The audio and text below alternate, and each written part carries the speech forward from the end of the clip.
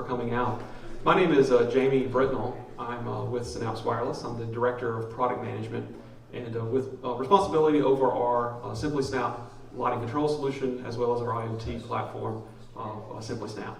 And I've been with Synapse for, I think this is my 4th light fair. So background is in the technology industry, so it's good to be here, and thank you again for inviting us. It's my pleasure. Michael Davidson. I'm a control specialist and an evangelist for smart luminaires.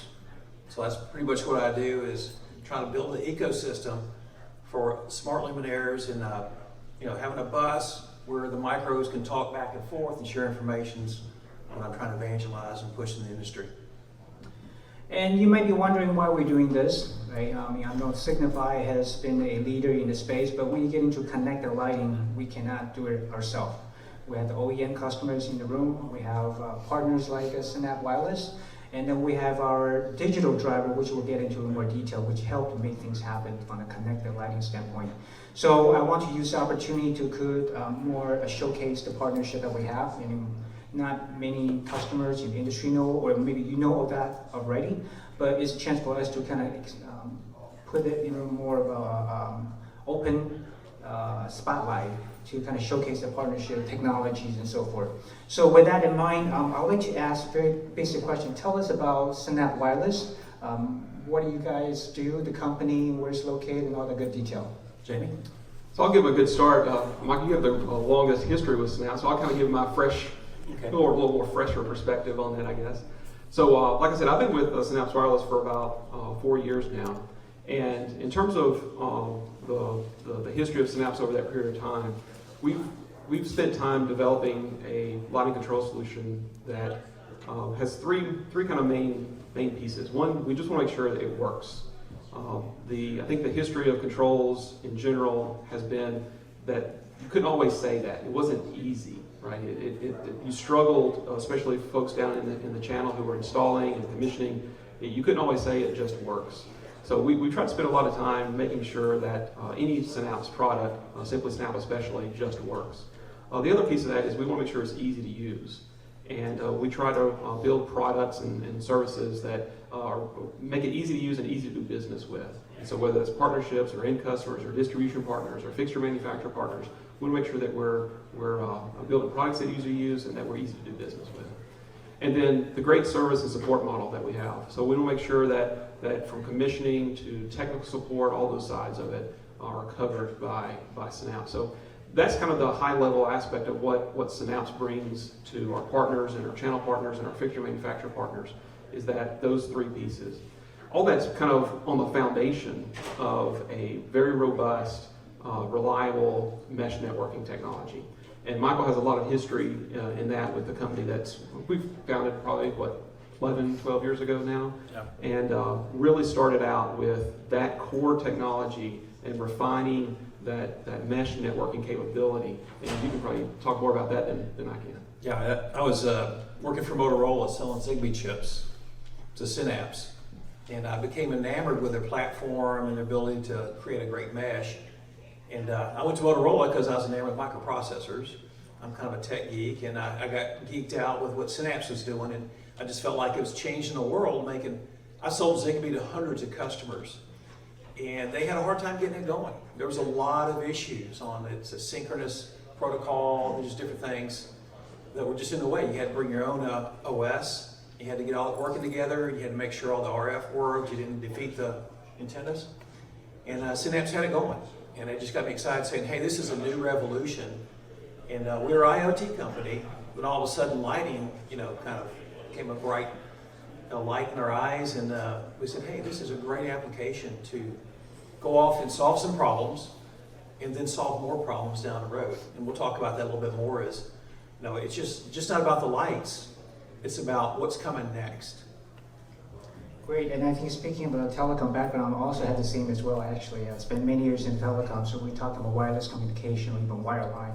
So I know that it's really, I think about the telecom world versus the lighting. I think that we have that sort of convergence, right? It's not just about the fixture, it's about getting data out of the fixtures, what you can do with that data. Because I think that's really the goal, right? The goal. And then also, I think that one question to ask you is that Synapse Wireless is based in Alabama, right? And right next to the big aerospace industry. Yeah, we're right there in Rocket City. And then so, I think that you guys NASA started there in And Huntsville. then, so you have a lot of rocket scientists, sharp people working there for sure. Yeah, you can't make jokes about rocket scientists. There's too many of them. Yeah, they're neighbors of ours. They're literally rocket scientists. So Yeah.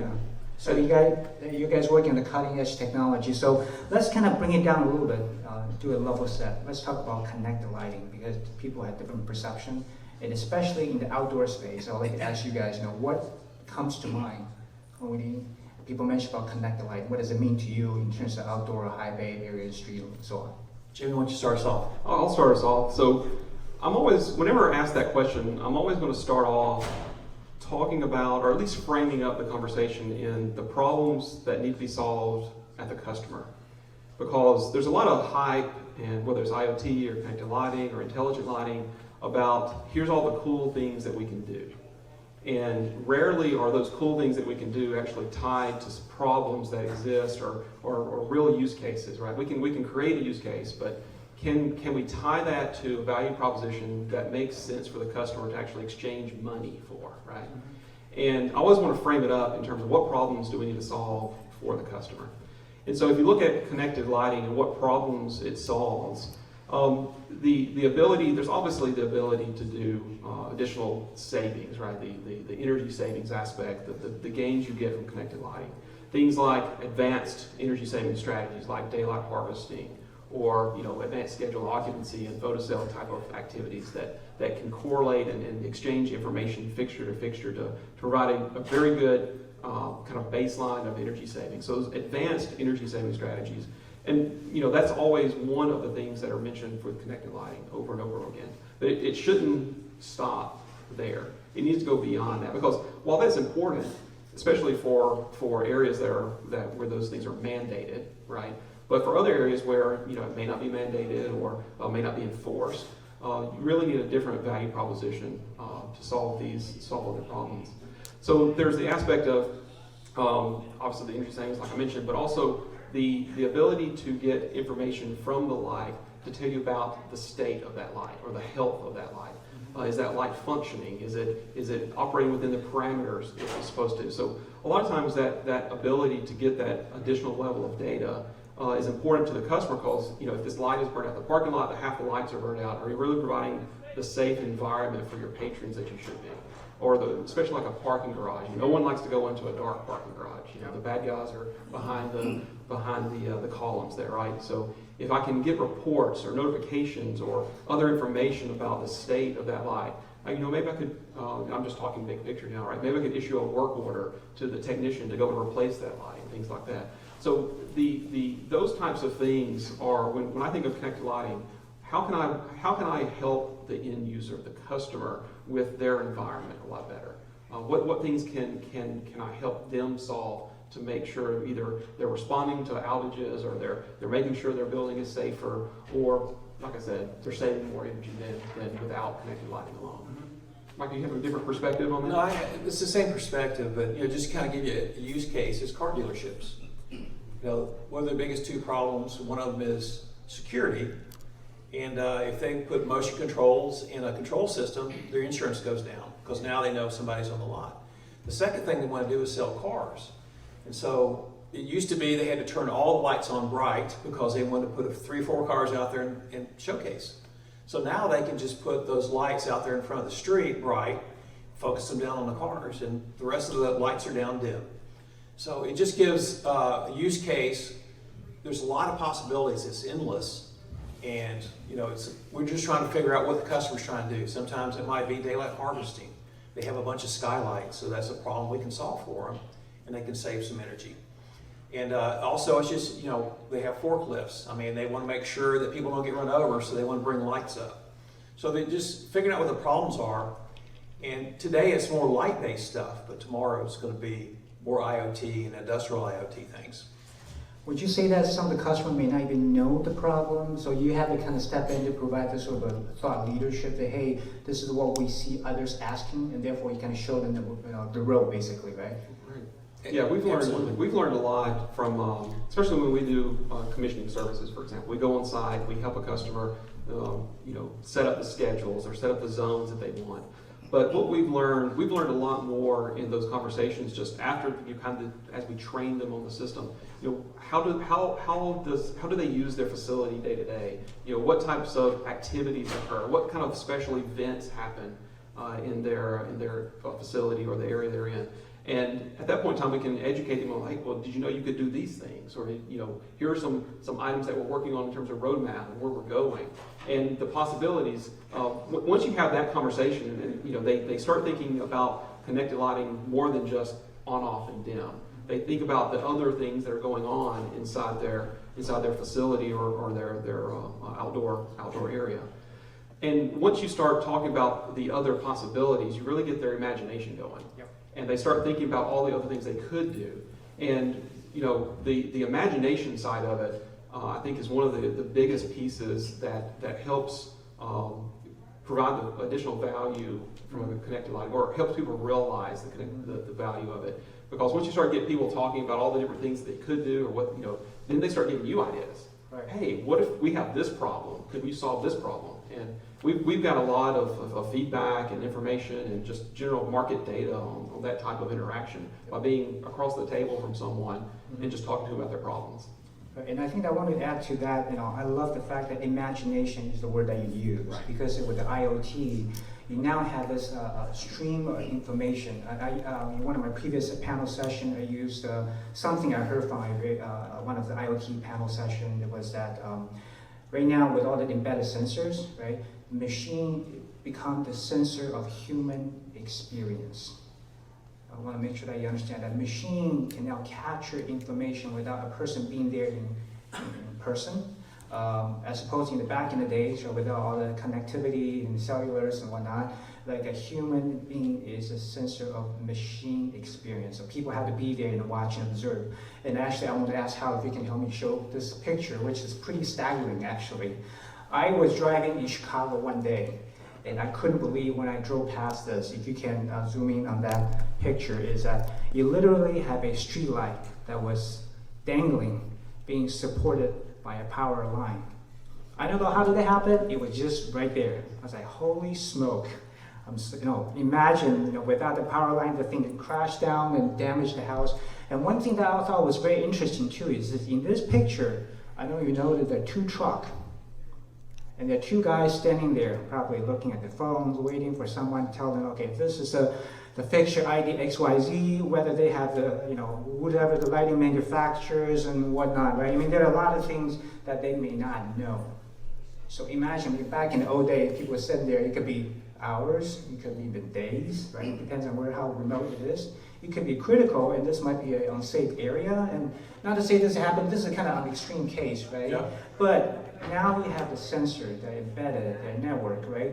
You can now, using the, simply Snap, for example, to tell the location, the manufacturers, the drivers, and whatnot, so you can quickly diagnose. And instead of having two trucks standing there waiting, now they have one, or whatever that might be. And in the future, maybe drone flying over repairs. So that might be in our future light. But that is the picture I want to convey. Now, what can connected lighting do to alleviate the problem and to speed up the repair, right? And then that's the kind of user experience that connected lighting can help to address. So any thought you want to add to that? We're working on some software that's going to fully utilize some of the Dolly 2 Smart Bus features where there's asset data. So there's two memory banks, and we'll start using that asset data with the OEMs so they know exactly what they have out there so they can replace it. Work order can be generated to get the right fixture in the truck. Sometimes if you'll drive along the street and you'll see all the fixtures are the same except for one. Well, they just grabbed the wrong one, and they didn't really know what the part number was for the right one, so they just stuck one out that didn't match. Then also, we're working on stuff like accelerometers, where you can tell something fell over, got hit. Also GPS, so you can identify the exact location where that luminaire is, and the accelerometer will tell you, is it leaning, or is it on the ground, or how hard he got hit. So there's a lot of things we're working on that's going to make this a lot better for the cities and the end customers. So with that in mind, I'm curious that we have talked about this success story, something pretty exciting. I want to maybe talk a little more about that because I think that's really, I would say that will get more notice and people realize. And I think the way it is set up is very intriguing. We have you, Michael, talk a little bit about exactly what is the configuration, what components, what luminaires are being used, and what is the purpose of that particular story that will tell us. Well, it's kind of interesting is probably happened to, I guess, at SALK last year, ran into the people at PNNL, and they were talking about some problems they were having with complex systems and stuff. And I just gave my card and said, hey, let's talk. And next thing you know, they called me. SALK? Could you? Yeah, the Street and Area Lighting Conference. I'm sorry.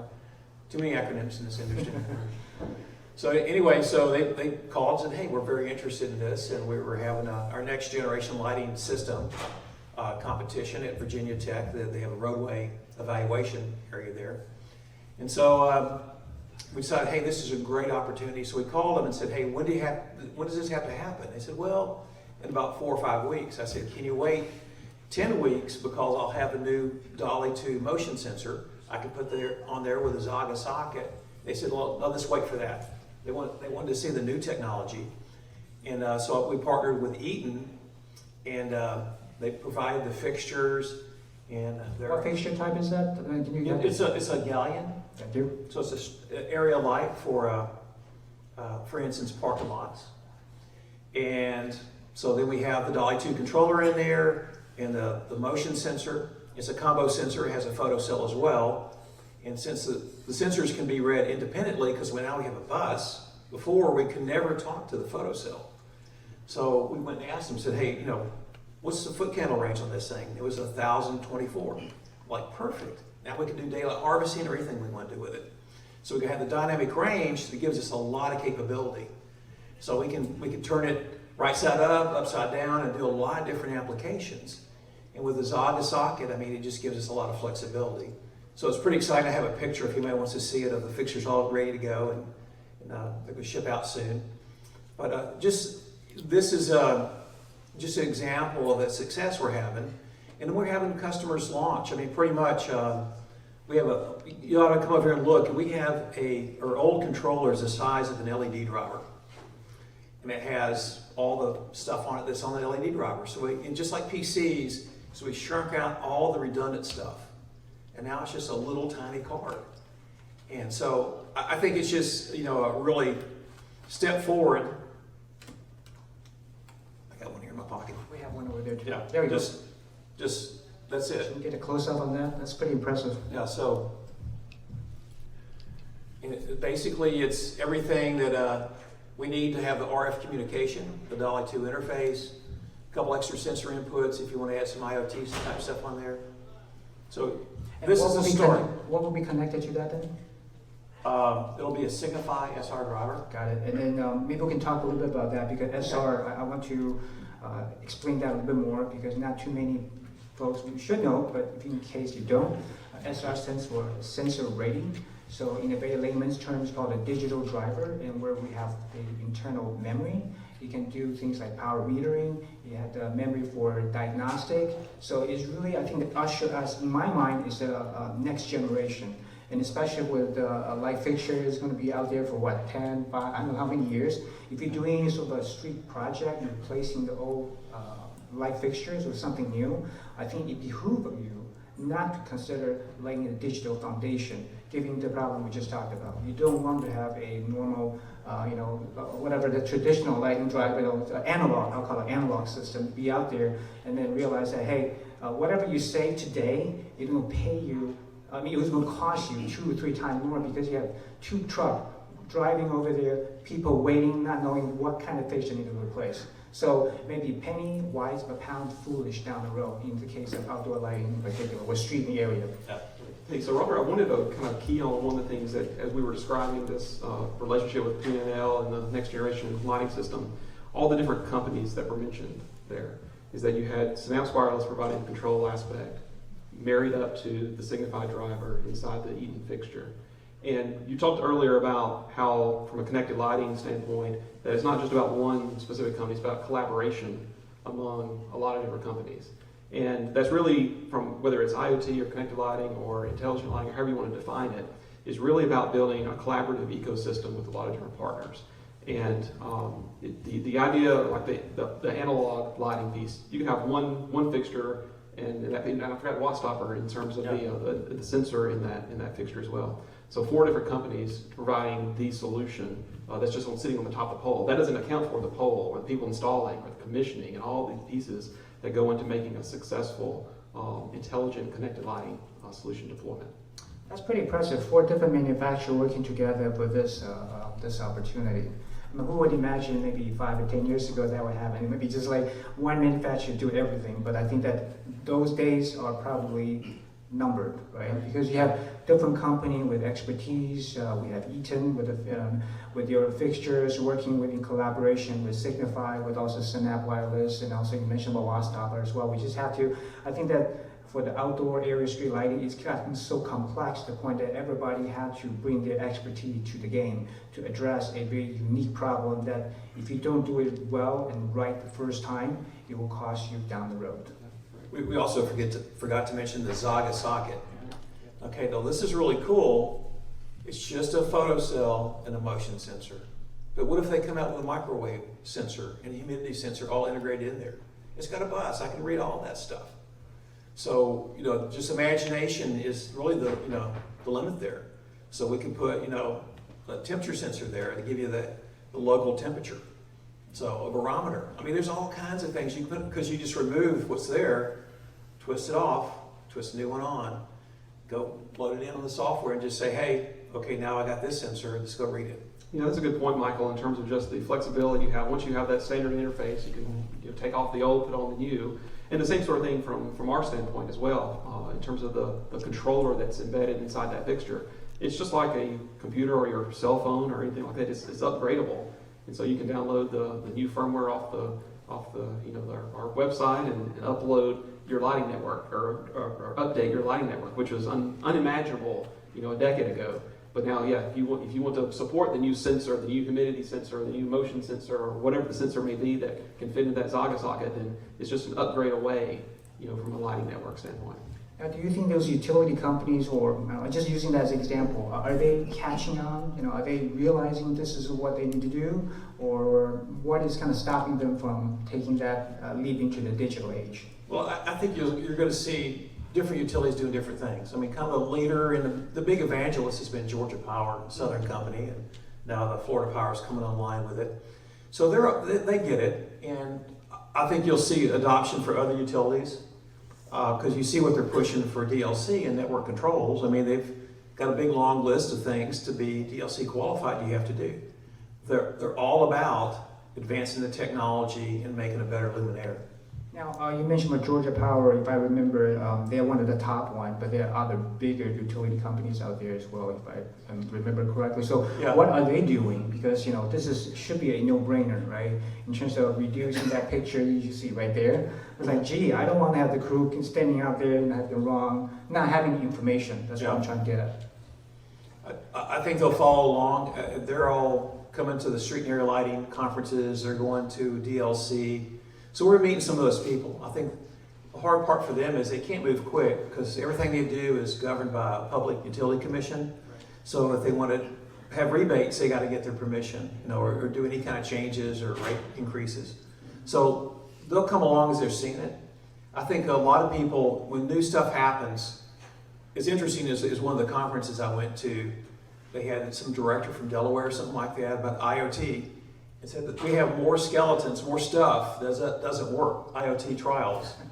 And that's true. I mean, they're all trials. And there's no smart cities yet because they're just trials. And it's the hard part is getting everything working and then get the funding to pay for it.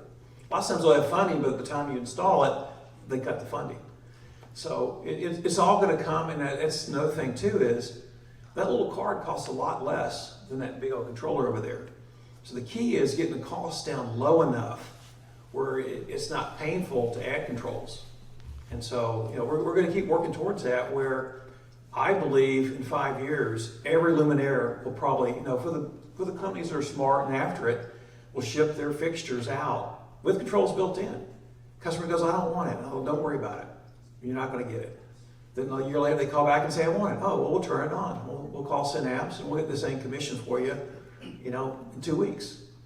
So I think that's going to be the goal, is getting controls baked into it and let them decide when they want it, and maybe even tier it.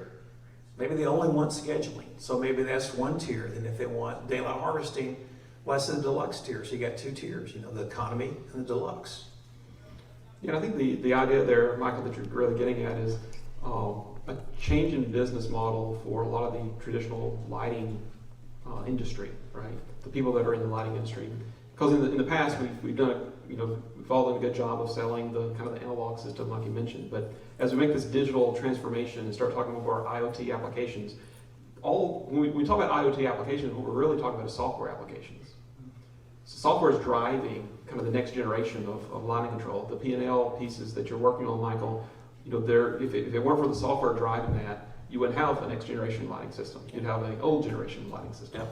Yeah. And from a fixture manufacturer or a lighting distributor business model, I think there's a lot of changes going on as connected lighting comes on board. And it's really focused on providing additional services to the customer, having those conversations about what problems that the customer's trying to solve, and understanding and being that kind of a trusted advisor to the end users, but also the software side of it. We mentioned the ability to upgrade and change the functionality of the lighting system as time and new advances come along. That's all software upgrades. And so I like to, and our CEO is big on this, and I think he's kind of evangelized that in the company, is that lighting is becoming software, or software is being a part of the lighting industry now.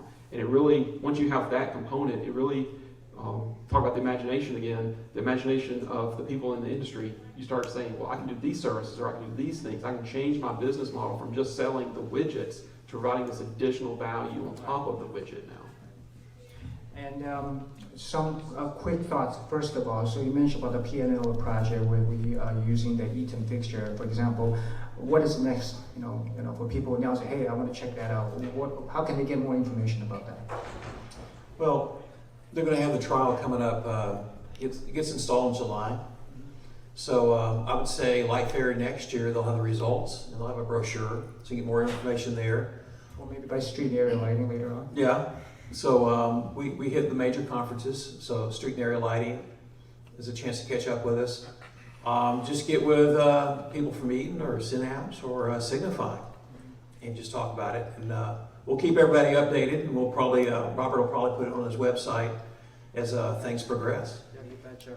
Okay. And then I'm thinking also that obviously Signify has advanced brand of Xitanium SR that is a digital driver, like I said, lifeblood to control system of yours, for example. And then we're taking an approach that we are standardizing it, working with a standard body like DIIA, the Zagas, ANSI, and so forth. So we're kind of building sort of a digital foundation at the electronic level, and then working with the manufacturer like Eaton and others, many others obviously, and also with you guys and many SR compatible partners. So my question really is that, okay, so at this point, how can we bring it to the next level?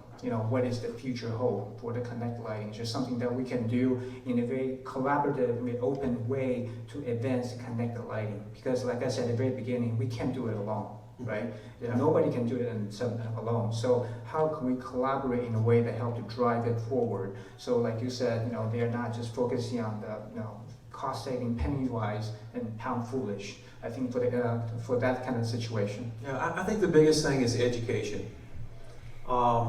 It's interesting is we figured out a couple of years ago the biggest competition for controls is not another company, it's like nothing. And that's what's happening is they're putting nothing in. Status quo. Yeah. And so what's going to happen is they're going to have to do another retrofit because it's really hard to, you can spend a lot of money and get this stuff, do a retrofit, but you probably have to put all new fixtures in. And so the key is education. What do you get for this? What's the cost, benefits?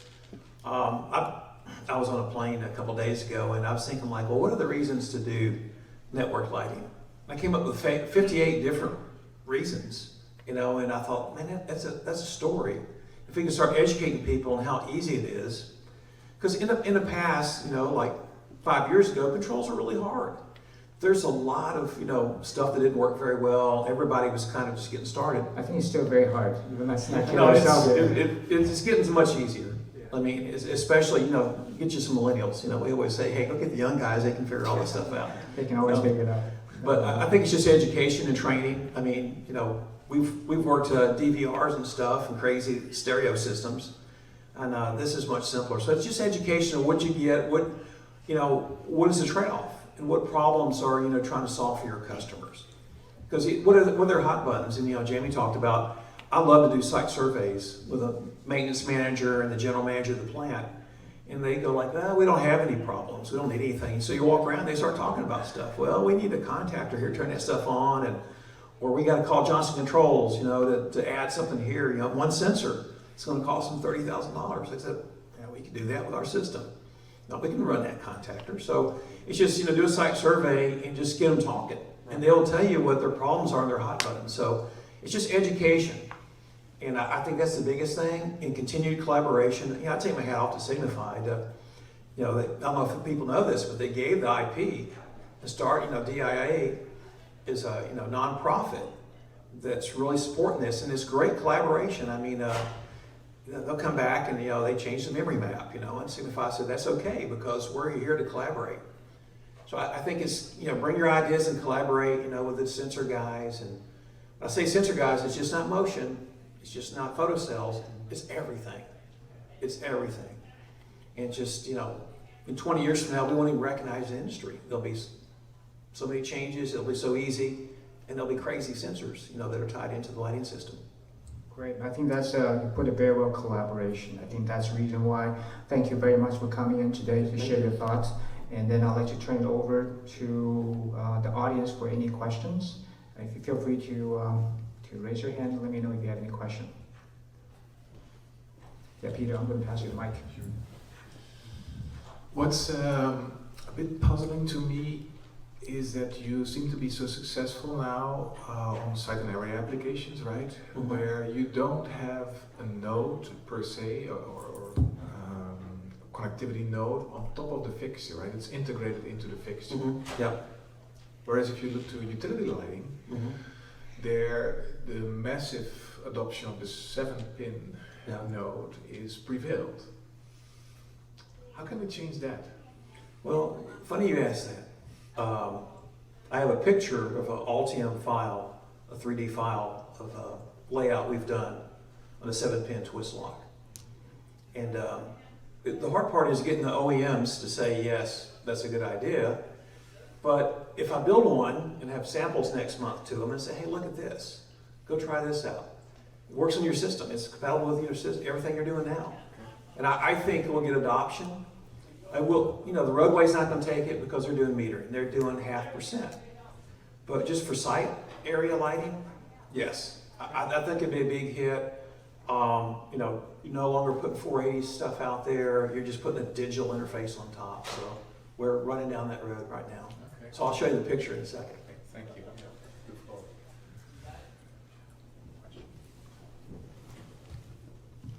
Hey, good morning, guys. Good morning. What else can we do to continue to build the ecosystem of partners in the world of connected lighting? Certainly, Signify and the SR platform has helped bring more partners to the table, but you talked about crazy sensors, and we won't recognize the lighting industry in 10 to 20 years. What can we do to bring those technology players to the table and get them to integrate technology into the world of our luminaires? Well, go ahead. It always goes back to the dollars and cents at the end user, right? What are they going to be saving, and what's it cost them? And is there a kind of an ROI on a piece of that, right? So it's really talking about that value proposition to that end user. So finding market problems that someone that's pervasive and urgent, and people are willing to pay.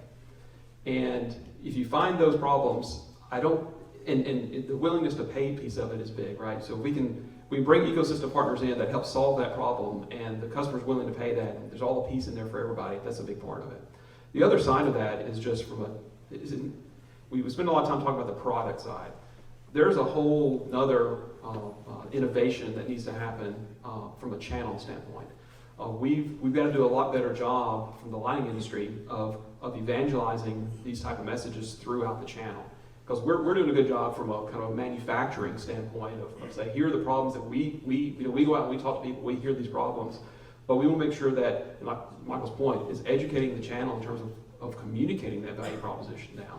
So it's not just about the collaboration and the partnerships that we as manufacturers have. It's also the collaboration and partnerships we need to have with folks within the channel. So whether that's kind of progressive ESCOs or electrical distribution partners who understand the software and services component of it, or lighting agents who understand that they can add additional value by bringing in other components of that. So I think the education is definitely part of it, solving the problems that exist at the customer site and understanding those, but having innovation not only on the product side but through the channel as well. And also, that's a major part of my job is running down the sensor guys and talking to them. And well, the hard part is just convince them it's real.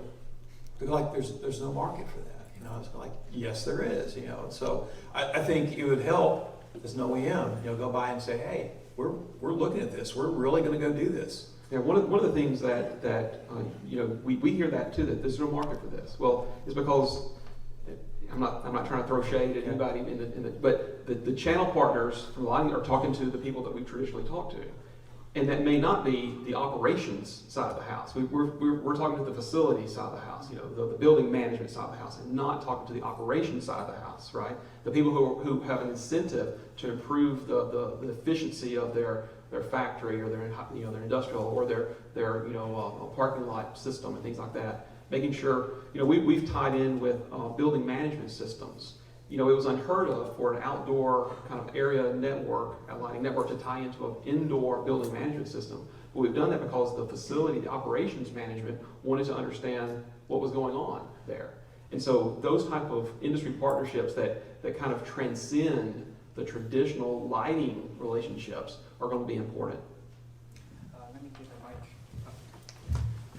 I think you asked something I thought was really interesting there. I know there's one of the major retailer, right? They have the indoor lighting control within the store, but the parking lot is like totally different system. When I heard about that, my job was almost dropped. Say, hey, those are the high output luminaires, right? So I think that's sort of a kind of chasm. And then you also mentioned about different, connected lighting. You really have to kind of line, I usually have align the stars because everybody has a piece of skin in the game, right? You cannot just say, oh yeah, I'm talking with the control company, the people who have to do the commissioning, or people who have to go out in the field, like those two guys, sitting there looking at what I'm going to do, right? So those are the people may not realize the technology is available today. So that's why getting back to your word about imagination, like IoT really opened up such a new realm of possibility. How can you capitalize the technology that a company like Synapse Wireless, Signify, all OEM can bring to bear with the innovation, with the standardization, with the digital lifeblood that's kind of keep information flowing back and forth. I think that's how we can then show the world that, hey, we can help to solve a problem that you currently status quo, that hey, this is how we do it for many, many years. Yeah. But you can kind of revolutionize, turn it upside down, so you can do it faster, better, and more accurate. Yeah, so just going back to Jay's question a little bit is, we're talking to 7 or 8 sensor guys, we're talking to semi guys, so we're moving that ball forward, and things are lining up. You kind of, just trying to get them to realize it's real, and once they start seeing, hey, there's some volume here, and that's where things are going, they're going to jump on the bandwagon. And I want to also add the fact that Signify, given that it's a global company, we have colleagues here in the room who came over from Eindhoven, our headquarters. So we have that breadth of understanding of things that are happening around the world. We're trying to capitalize on the understanding to make sure that we at the component level can support the future use cases. But I think that's one of the benefits of Signify being a global scale, and the fact that we're open to work with multiple partners. We get to see things, we anticipate the changes, and working with the standards so that we don't make it kind of like a silo with our own, but rather make it as part of the standard. And then when you make that happen, then you really kind of push the industry forward because with that sort of a presence to lead the charge to make connected lighting mainstream. Very true. I look at connected lighting kind of like an automotive. Has anybody ever heard of the CAN bus? Oh yeah, I know that. Okay. It's a little device underneath your dashboard. Everything else connected to that. Yeah. Devices communicate, engine. It used to be cars. Every window, every switch, every light, everything just had its own wires run into it. And so when they developed the CAN bus, now you just had one wire run into everything. So they stripped, like 300 pounds of wire out of the car. So this is the same thing. It's going to be a revolution It's going to get rid. I mean, the wiring is going to be so much cleaner. I mean, when you start putting one bus in there versus having all these digital wires and stuff running around, so it's going to be easier to wire. I mean, we're even looking at stuff like wiring harnesses. We're building some prototypes to go show some OEMs. Let's make this thing click together. Let's get rid of some of your manufacturing problems. We've changed wire colors, on some of our stuff just because so that it goes right in with the driver. So the brown wire connects with the orange wire versus the blue with the brown. And so we're just doing things that make sense to make it faster and easier.